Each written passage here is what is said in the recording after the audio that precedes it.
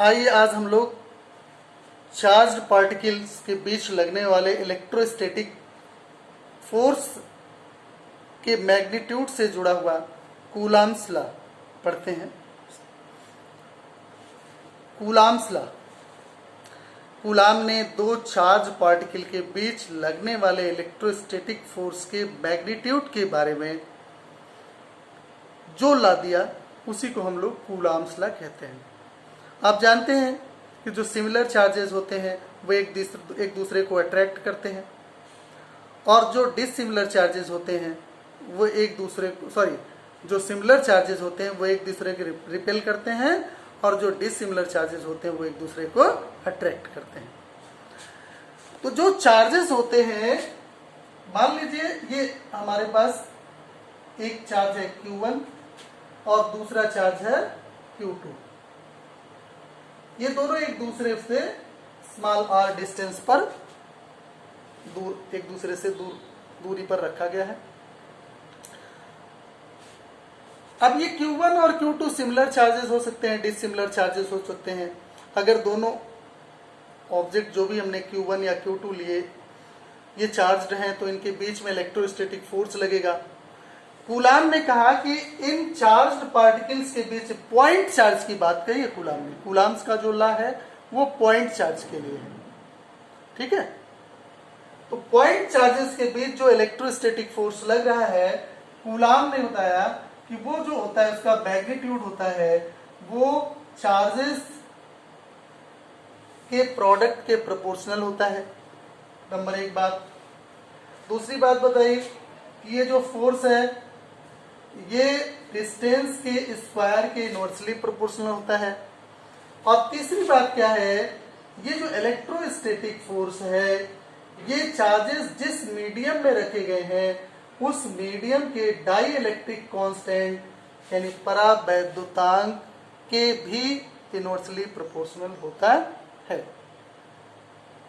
ये जो कूलाम का कॉन्सेप्ट है F directly proportional to Q1 Q2, directly proportional to 1/r², directly proportional to 1/k, ये practical conclusion है, प्रायोगिक आधार पर निकाले गए निष्कर्ष हैं। इनको समेकित कर दिया गया, इनको मिला दिया जाए तो F डायरेक्टली प्रोपोर्शनल हो जाता है Q1 Q2/k r²। Proportionality sign हटाया गया, इसकी जगह पर एक कांस्टेंट C हमने ले लिया।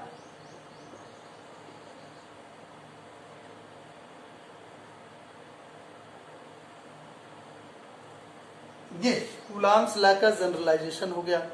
F = C Q1 Q2/k r²। जहां C क्या है, इसको कहते हैं कूलाम्स कांस्टेंट। क्या कहते हैं? Coulombs constant. कूलाम्स कांस्टेंट है जिसका कूलाम ने प्रैक्टिकल बेस पर जो रिजल्ट निकाला वो 1/4πε0 के बराबर पाया। और इसकी जो न्यूमेरिक वैल्यू होती है, न्यूमेरिक वैल्यू वो होती है 9 × 10⁹ MKS। MKS ये यूनिट है, यानी C कांस्टेंट तो है लेकिन ये ऐसा कांस्टेंट है जो यूनिट रखता है। ये यूनिवर्सल कांस्टेंट नहीं है, जैसे ग्रेविटेशनल कांस्टेंट होता है न्यूटन्स लॉ में, वैसा ये कांस्टेंट नहीं है। इसलिए इसमें मात्रक होता है, यूनिट होती है। उसी यूनिट को हमने MKS यानी MKS सिस्टम में जो भी यूनिट बनेगी वो हमने रख दिया। तो इसकी जो न्यूमेरिक वैल्यू निकाली गई 1/4πε0 = 9 × 10⁹ अब ये ε0 क्या है? अब पहली बात तो हम इसको रख दें, अगर C को हम रिप्लेस कर दें तो कूलाम्स लॉ का एक जनरल फार्मूला डेवलप हो जाएगा। कूलाम्स लॉ से इलेक्ट्रोस्टैटिक फोर्स के मैग्नीट्यूड को निकालने के लिए एक जनरल फार्मूला डेवलप हो जाता है। वो फार्मूला क्या होता है? F = 1/4πε0 × Q1 Q2/k r²।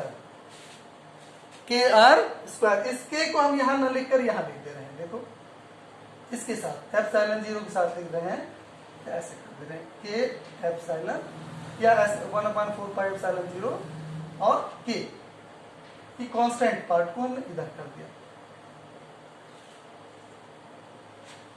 या पहले हम एप्सिलॉन 0 के की बात कर लेते हैं। एप्सिलॉन 0 क्या है?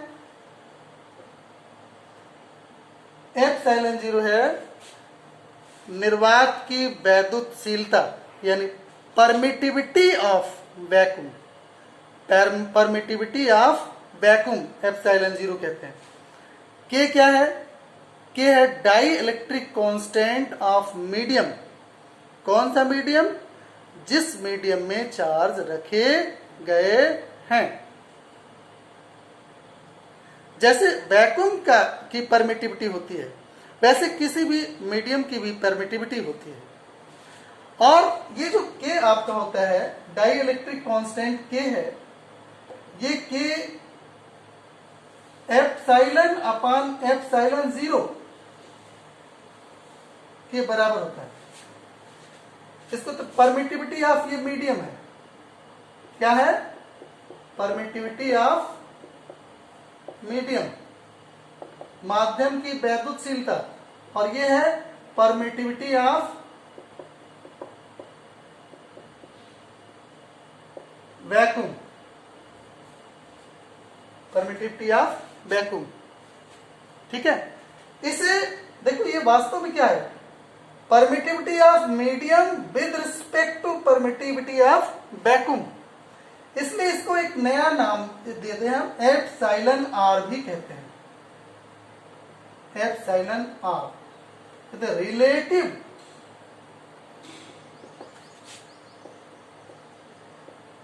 Permittivity of medium, relative permittivity of medium.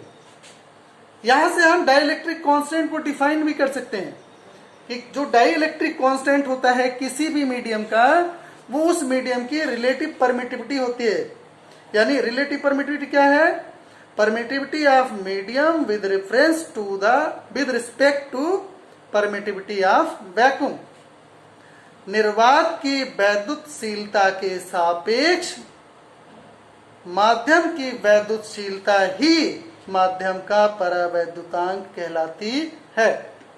फिर से एक बार सुन ले, ये डेफिनेशन है, परावैद्युतांक की एक डेफिनेशन बन जाती है कि निर्वात की वैद्युतशीलता के सापेक्ष माध्यम की वैद्युतशीलता ही माध्यम का परावैद्युतांक कहलाती है। ठीक है, यानी permittivity of medium with respect to permittivity of vacuum is known as dielectric constant of that medium। इसका डाइलेक्ट्रिक जो मीडियम आपका होता है, इसका एक नाम और होता है, इसको हम बोलते हैं specific inductive capacity. Specific inductive capacity, capital के जो परावैद्युतांक, इसका एक नाम और है स्पेसिफिक इंडक्टिव कैपेसिटी। बोलते हैं विशिष्ट परावैद्युता। क्या बोलते हैं? विशिष्ट परावैद्युता। इसकी जो वैल्यू होती है, के की जो वैल्यू होती है, ये न्यूनतम होती है 1, निर्वात के लिए, वैक्यूम के लिए 1 होती है, और अधिकतम होती है इन्फिनिटी। किसके लिए? कंडक्टर के लिए। ये कंडक्टर के लिए, चालक के लिए इन्फिनिटी होती है, और ये वैक्यूम के लिए होती है, वैक्यूम या एयर, वैक्यूम या एयर के लिए के की वैल्यू 1 होती है। यानी 1 की वैल्यू या तो 1 के बराबर होगी या 1 से बड़ी होगी। 1 से छोटी के की वैल्यू नहीं हो सकती है। ये हो गया परावैद्युतांक की बात। और ये जो एप्सिलॉन 0 है, इसका भी आंकिक मान होता है। इसका इसकी फिक्स जो वैल्यू होती है, न्यूमेरिक वैल्यू होती है, वो 8.85 into 10 to the power -12 MKS के बराबर होती है। ये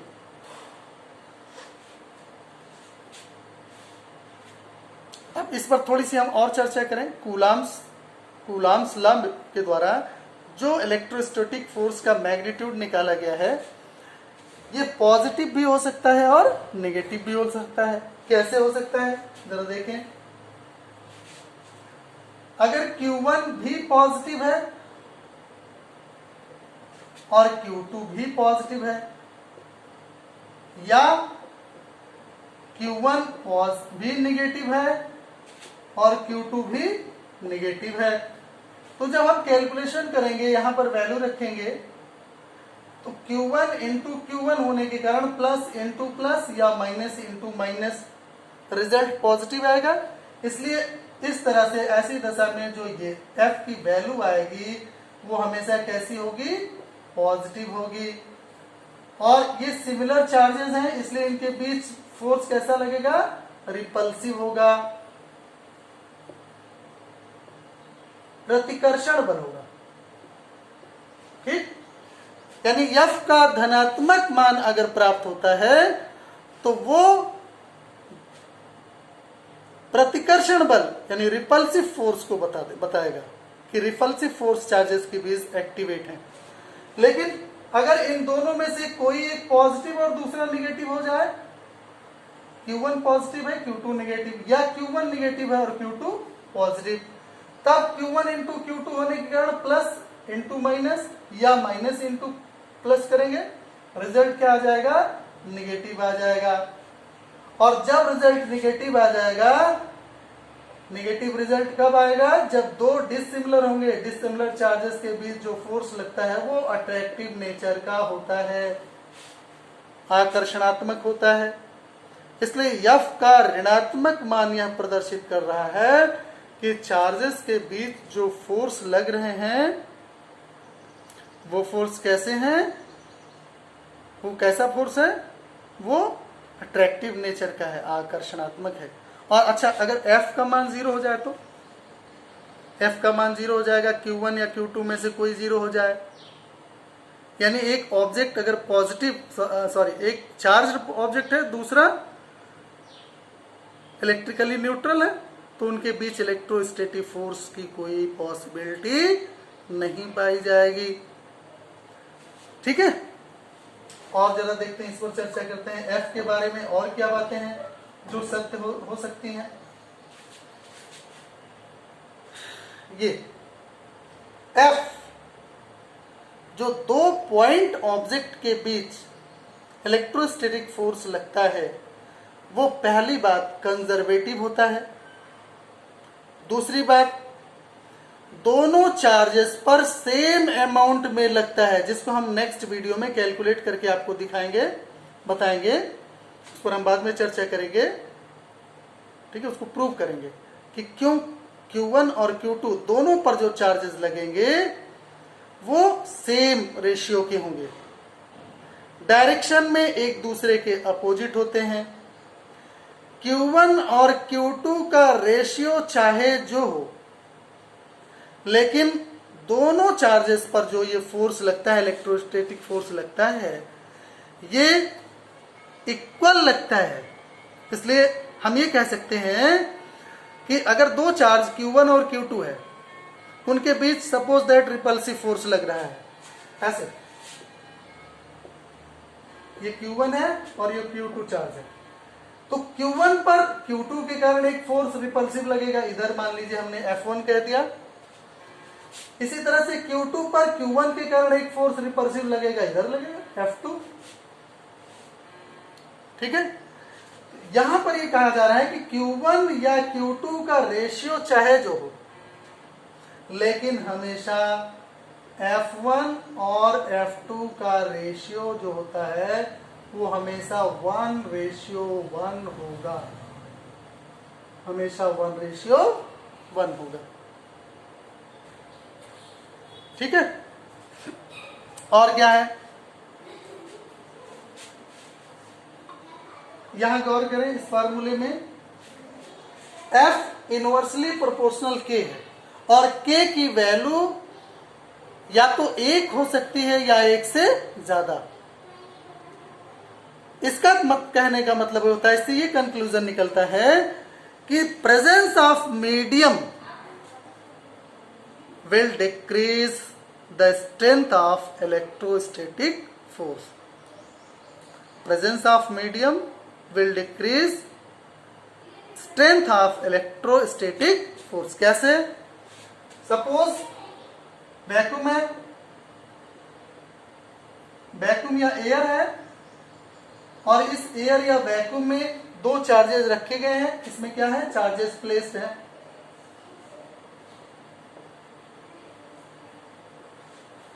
और मान लीजिए इस समय ये फोर्स F1 है, तो F1 के लिए कूलॉम्स लॉ अगर हम लागू करेंगे तो 1/4 पाई एप्सिलॉन 0 हो जाएगा. क्यों? क्योंकि वैक्यूम के लिए क्या होता है?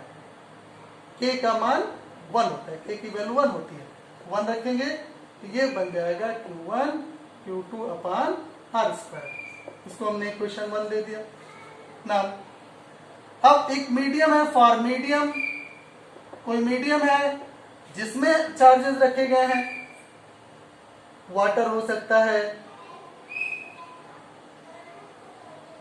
अल्कोहल हो सकता है, बीच में पेपर हो सकता है, दफ्ती हो सकती है, लकड़ी हो सकता है. कोई भी मीडियम बीच में, दोनों चार्जेस के बीच में अगर एग्जिस्ट कर रहा है तो उस स्थिति में फोर्स मान लेते हैं F2 है. तो चूंकि मीडियम है तो मीडियम की वैल्यू 1 से बड़ी होगी, यानी 1 नहीं हो सकती. इसलिए यहां पर एक रहेगा, सॉरी यहाँ K रहेगा, और सारी चीजें वैसी हैं. न Q1 बदला गया, न Q2 बदला गया है, और न दोनों चार्जेस के बीच का डिस्प्लेसमेंट चेंज किया गया है. तो हमें F2 = 1/4 pi epsilon 0 K Q1 Q2 अपान R² मिल जाएगा. अब हम इन दोनों को डिवाइड कर दें, इक्वेशन 1 को डिवाइड कर दें इक्वेशन 2 से. डिवाइड करेंगे, क्या मिलेगा? F1 अपान F2 = यहां देखिए 1/4 पाई एप्सिलॉन 0 ऊपर भी मिलेगा, नीचे भी कैंसिल हो जाएगा. Q1 Q2 ऊपर भी मिलेगा, नीचे भी कैंसिल हो जाएगा. 1/R² ऊपर भी मिलेगा, 1/R² नीचे भी मिलेगा, कैंसिल हो जाएगा. लेकिन ये जो नीचे 1/K है ये कैंसिल नहीं होगा, और कैंसिल ना होने के कारण अब ये पलट जाएगा. पलट कर क्या हो जाएगा? K ऊपर चला जाएगा. K ठीक. देखो चूंकि K की जो वैल्यू है हमेशा 1 से बड़ी होती है, इसलिए F1 अपान F2 1 से बड़ा होगा. K की जगह पर हमने F1 अपान F2 रख दिया, इसको तिरछा गुणा कर दिया तो F1 बड़ा हो गया F2. यानी जो मीडियम में फोर्स है F2, मीडियम वाला जो फोर्स है F2 वो छोटा है, और जो वैक्यूम वाला फोर्स है वो बड़ा है. ठीक. इससे स्पष्ट हो जाता है कि जो प्रेजेंस ऑफ मीडियम है वो इलेक्ट्रोस्टैटिक फोर्स को घटा जाता है, देता है, रेड्यूस कर देता है. ठीक है. दफ्ती ले आके रखें, चार्जेस एयर में रखे हैं, तब फोर्स कुछ दूसरा होगा. जैसे उसमें हम दफ्ती ले आके बीच में रख दें, पेपर ले आके रख दें, या वाटर रख दें, कोई दूसरा मीडियम रखेंगे, जैसे ही हम दूसरा मीडियम ले आके रखेंगे जो फोर्स पहले से लग रहे थे वो रेड्यूस हो जाएंगे, वो घट जाएंगे. ठीक है. ये रही कूलॉम्स लॉ की बातें. इसके बाद हम लोग नेक्स्ट वीडियो में vector form of Coulomb's law पढ़ेंगे. इस कूलॉम्स लॉ के द्वारा जो फार्मूला जनरेट किया गया है F = 1/4 pi epsilon 0 K Q1 Q2 अपान R², इसका वेक्टर फॉर्म क्या होगा, इसके वेक्टर फॉर्म पर हम चर्चा करेंगे कि वेक्टर स्वरूप क्या होगा. और उसी समय हम ये भी प्रूव कर देंगे कि जो Q1 और Q2 पर फोर्सेस लगते हैं वो इक्वल अमाउंट के होते हैं और अपोजिट डायरेक्शन में एक्टिवेट होते हैं. इसकी चर्चा हम नेक्स्ट वीडियो में करेंगे. आप लगातार वीडियो को देखते रहें, आपको कहीं दूसरी जगह पढ़ने की जाने की आवश्यकता नहीं पड़ेगी. आपको चैनल अच्छा लगे तो सब्सक्राइब जरूर करें, और नॉलेज को अपने अपडेट रखने के लिए वीडियो को देखते रहें।